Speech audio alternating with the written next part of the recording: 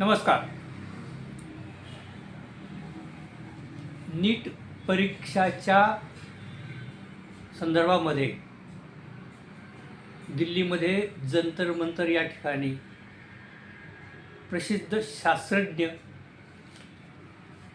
पर्यावरण तज्ज्ञ व शिक्षण तज्ज्ञ असे थोर समाजसेवक सोनम वांगचुक हे उपोषणाला बसले आहेत. आजचा 17वा दिवस आहे त्यांच्या उपोषणाचा आणि त्यांची तब्येत फारच बिघडलेली आहे. नीटच्या परीक्षेमध्ये पेपर फुटी झाली, त्यामुळे परीक्षा रद्द झाल्या.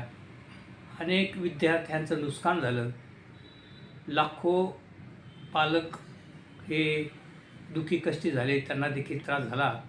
आणि त्या दरम्यान कॉक्रोच जनता पार्टीचे संस्थापक अभिजित दिपके म्हणतात की 22 विद्यार्थ्यांनी आत्महत्या केली आहे. आणि या संदर्भामध्ये शिक्षण मंत्र्यांचा राजीनामा मागण्यासाठी, केंद्रीय शिक्षण मंत्र्यांचा राजीनामा मागण्यासाठी अभिजित दिपके यांच्या कॉक्रोच जनता पार्टीच्या माध्यमातून जंतर मंतर या ठिकाणी त्यांनी आंदोलन चालू केलं. त्या आंदोलनात देखील 20-21 दिवस झालेत आणि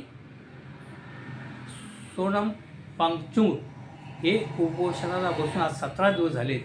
परंतु सरकारच्या वतीने त्यांच्याशी चर्चा करण्यासाठी किंवा त्यांच्याशी काही बोलण्यासाठी कुणीही सरकारच्या वतीने आलेलं नाही. म्हणजे हे सरकार किती निष्ठुर आहे पहा, की एका मोठ्या शास्त्रज्ञांचा त्या ठिकाणी जीव जाण्याची परिस्थिती निर्माण झालेली आहे. त्यांची तब्येत अतिशय खराब झालेली आहे. त्यांना चक्कर येत आहे, त्यांचं ब्लड प्रेशर कमी झालेलं आहे, अनेक त्यांचे अवयव ही ढिली पडलेले आहेत.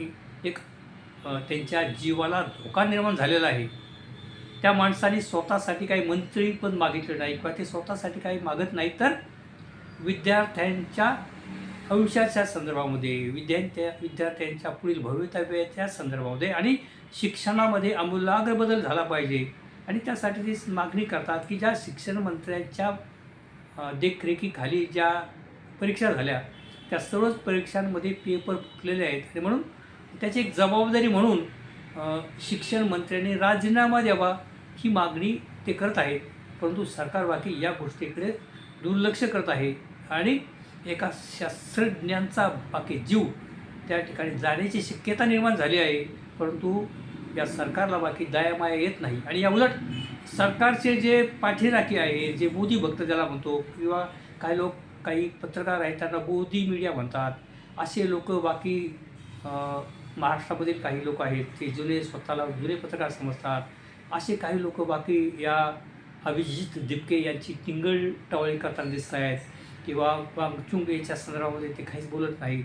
तर अशा सर्व जे स्वतःला अत्यंत नामांकित आणि जुने पत्रकार समजतात त्यांच्या काय संवेदना मेल्या आहेत का? त्यांना काहीच काय वाटत नाही. इतके वेळेपेशे कसे लोक झालेत मोदी साहेबांच्या प्रेमाखातर, परंतु त्यांना बाकी या ठिकाणी एका शास्त्रज्ञाचा जीव जातो आहे. आणि तो शास्त्रज्ञ शिक्षण पद्धतीत सुधारणा करण्यासाठी आणि त्या ठिकाणी 22 विद्यार्थ्यांचा त्यांनी आत्महत्या केल्यात. या संदर्भामध्ये येथील जे टिंगलटवाळी करतात अभिजित दिपके यांची, त्यांना त्या 22 विद्यार्थ्यांच्या मृत्यूबद्दल काहीच वाटत नाही का?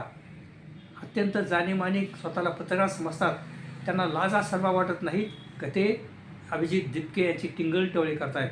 तो मुलगा त्या ठिकाणी आज 21-22 दिवसापासून त्या ठिकाणी तडफड पडतो आहे, ते आंदोलन त्या ठिकाणी चालवतो आहे. परंतु अनेक त्याची बाकी मोठे मोठे चॅनलवाले, मोठे मोठे पत्रकार त्याची दखल देखील घेत नाहीत आणि सरकार त्यांच्याकडे कानाडोळा करते, त्याच्याशी काही संपर्क साधत नाही.